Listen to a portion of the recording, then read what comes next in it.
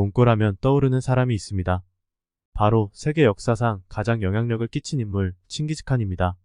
전 세계를 피로 물들이고 두려움에 떨게 한 정복자이지요. 그는 1162년 몽골의 초원에서 시족장인 예수게의 아들로 태어났습니다. 손에 핏덩어리를 쥐고 있었다고 합니다. 그의 본명은 태무진인데 아버지가 전투에서 죽인 적장의 이름을 따서 지었습니다. 어머니는 길에서 납치당해 두 번째 부인이 되어 칭기즈칸을 낳은 것입니다. 그도 원래는 나약하고 찌질한 면이 있는 평범한 사람이었습니다. 어린 시절 개를 무서워하고 걸핏하면 울었다고 합니다. 그가 싸움을 잘하고 활을 잘 쏘았다는 기록은 찾아볼 수가 없습니다. 아버지가 태무진을 남의 사위로 맡겨놓고 오는 길에 원수지간인 타타르족에게 독살당하는 일이 벌어졌습니다. 그의 나이 9살 때 일입니다. 그 후 부족과 친척들은 그의 가족을 떼어버리고 새 유목지로 가버렸습니다. 거칠은 초원에서 두 가부와 7아이들을 버려두고 이동한다는 것은 유목사회에서 가혹한 처사입니다.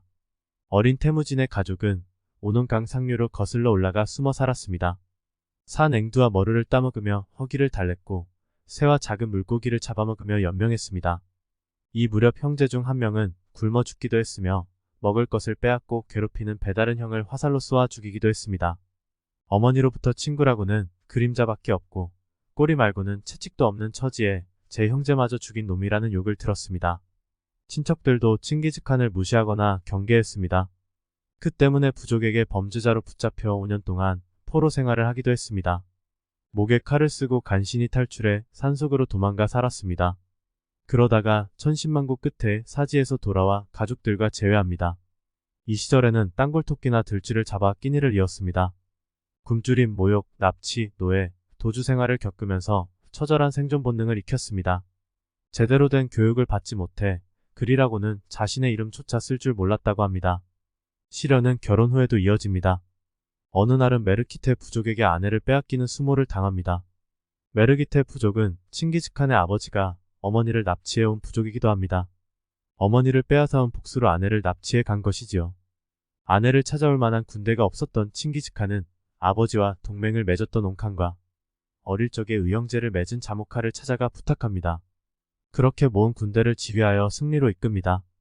8개월 만에 되찾은 아내는 이미 만삭이었습니다. 그렇게 태어난 적의 아들에게 나그네 또는 손님이라는 뜻의 초치라는 이름을 붙여줍니다. 칭기즈칸이 전투에서 항상 승리한 것은 아니었습니다.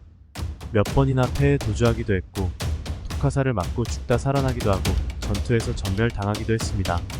그러나 최후에는 언제나 승리했습니다. 소년 시절의 고난과 수모를 이겨낸 힘은 훗날 위대한 정복자가 되는 원동력이 되었습니다. 칭기즈칸은 전쟁에서 획득한 노획물은 몽땅 동맹군에게 나눠주었습니다.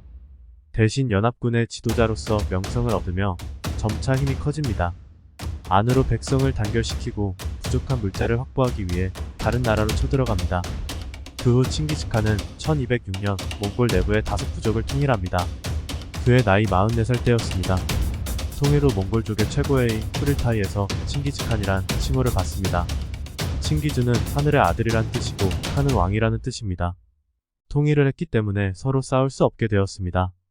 겨울이면 영하 40~50도를 오르내리는 혹한에서 먹고 살기 위해서 전쟁을 일으켜 약탈할 수밖에 없었습니다.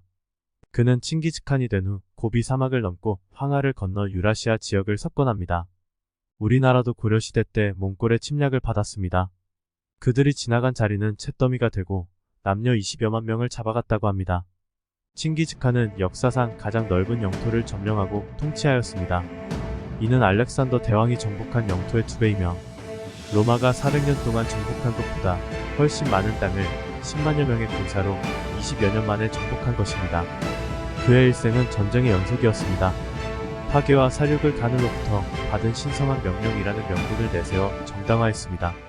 그는 인간미를 느낄 수 있는 다음과 같은 말들을 남겼습니다. 나는 고비사막 북쪽의 황량한 몽골 야생지에 태어나 끼니도 제대로 잊지 못하면서 살아왔소. 나는 사치를 싫어하고 절제를 좋아하오. 나는 소를 치는 목동이나 말을 모는 사람들과 똑같은 옷을 입고 똑같은 음식을 먹고 있어. 전쟁이 나면 항상 앞에 나서서 싸웠소. 지금 나는 천하의 지배자가 됐지만 소박하게 살고 있고 앞으로도 이렇게 살아갈 것이오. 다시 태어난다면 평범한 사람으로 평범한 게르에서 살다 평범하게 늙어 죽고 싶소. 그는 백성을 자식처럼 여겼으며 재능 있는 사람들을 출신에 관계없이 형제처럼 대우했다고 합니다. 칭기즈칸의 몽골 비사를 보면 나약하고 평범한 인간이 고난을 겪으면서 거침없는 용맹함과 강인함으로 무장하고 세계사의 길이 남을 영웅으로 자리매김하는 모습이 담겨 있습니다. 그는 자신의 적들이 망한 것을 자신의 우월한 힘이 아니라 적들의 능력 부족 때문이라고 생각했습니다. 워싱턴 포스트지에서 지난 1000년 동안 인류에게 가장 위대한 업적을 남긴 사람이 누구일까? 라는 설문조사를 했습니다. 그때 1위로 몽골의 칭기즈칸이 선정되었다고 합니다. 무엇이 그로 하여금 일생을 마리에서 피비린내 나는 전쟁터를 누비게 했을까요? 그는 수많은 사람을 학살하고 많은 나라를 파괴한 잔인한 정복자였을까요? 아니면 세계를 호령하는 위대한 군주였을까요? 어쩌면 그가 살았던 시대는 생존하기 위해 폭력이 필수적인 야만의 시대였는지도 모르겠다는 생각이 듭니다.